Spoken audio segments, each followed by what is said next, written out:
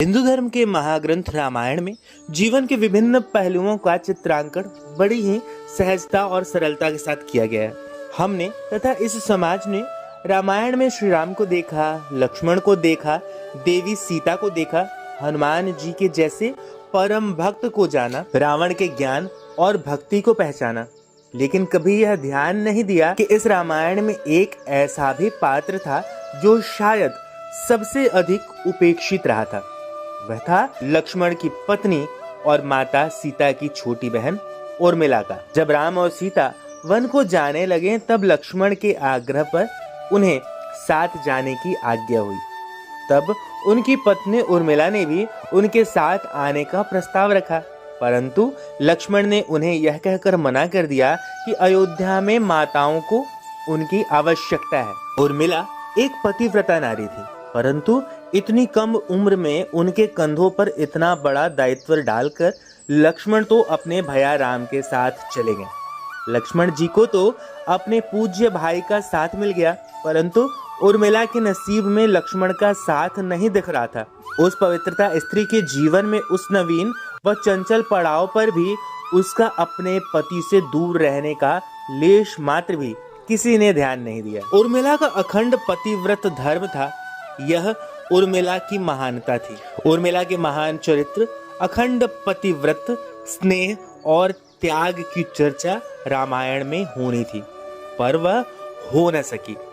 सबसे विकट समय और स्थिति में भी उर्मिला आंसू न बहा सकी, क्योंकि उनके पति लक्ष्मण ने उनसे एक और वचन लिया था कि वो कभी आंसू न बहाएगी। इसमें भी लक्ष्मण का स्वार्थ निहित था, क्योंकि अगर वो अपने दुख में डूबी रहेंगी तो परिजनों का ख्याल कैसे रख पाएंगी। यह कोई कल्पना भी नहीं कर सकता है कि अपने पति को 14 वर्षों के लिए अपने से दूर जाने दे, उसकी विदाई पर आंसू भी न बहाए।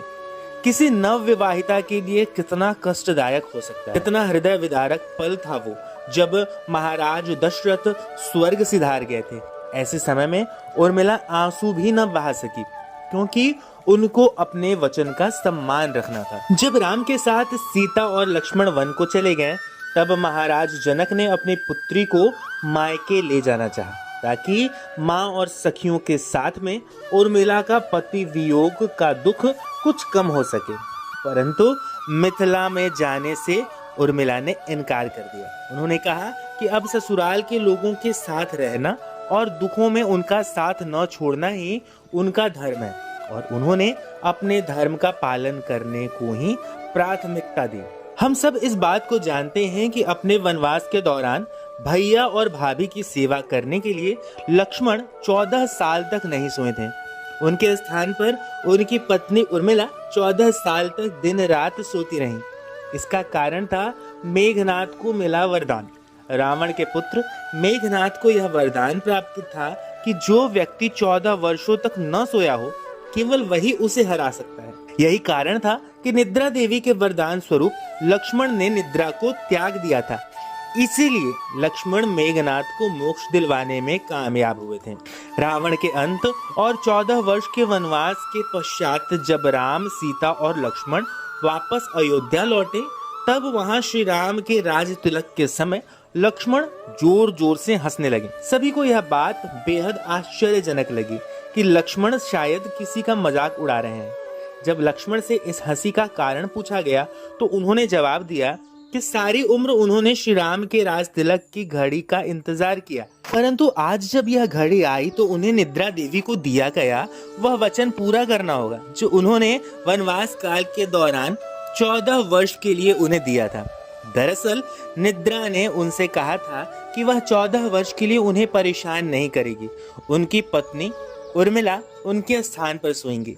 निद्रा देवी ने उनकी यह बात एक शर्त पर मानी थी कि जब वे अयोध्या लौटेंगे तब ही उर्मिला की नींद टूट जाएगी और उन्हें सोना होगा। लक्ष्मण इसी बात पर हंस रहे थे। वो सोच रहे थे कि अब जब वो अयोध्या वापस आ गए हैं तो उन्हें सोना होगा, इस कारण वह राम का राज तिलक नहीं देख पाएंगे। लक्ष्मण की विजय का मुख्य कारण उर्मिला थी। मेघनाथ के वध के बाद उनका शव राम जी के खेमे में था। जब मेघनाथ की पुत्री सुलोचना उसे लेने आई पति का छिन्न शीश देखते ही सुलोचना का हृदय अत्यधिक द्रवित हो गया। उसकी आंखें बड़े जोरों से बरसने लगी। रोते रोते उसने पास खड़े लक्ष्मण की ओर देखा और कहा, सुमित्रा नंदन, तुम भूल कर भी गर्व मत करना कि मेघनाद का वध मैंने किया है। मेघनाद को धराशायी करने की शक्ति विश्व में किसी के पास नहीं थी। यह तो 2 पवित्र नारियों का भाग्य था। एक प्रश्न सबके मन में होगा कि अगर निद्रा देवी के प्रभाव में आकर उर्मिला 14 साल तक सोती रही तो उन्होंने अपने परिजनों की सेवा करने का लक्ष्मण को किया वादा कैसे पूरा किया। इसका भी उल्लेख शास्त्रों में मिलता है।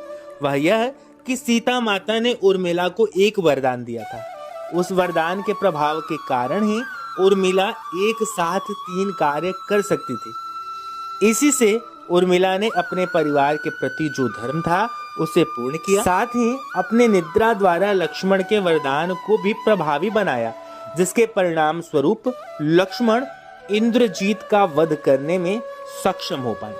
दोस्तों, यहाँ समाप्त होती है उर्मिला के जीवन से जुड़ी एक रोचक कथा को लेकर आपके मन में कोई संशय या सवाल हो तो उसे कमेंट बॉक्स में लिखें। कथा अगर आपको अच्छी लगी हो तो इसे अपने मित्रों, बंधु बांधवों व परिजनों के साथ साझा करें। और हाँ, जाते जाते इस चैनल को सब्सक्राइब करना ना भूलें। अब अगले वीडियो तक के लिए दीजिए हमें इजाजत। हमारे सभी साथियों को हरे कृष्णा।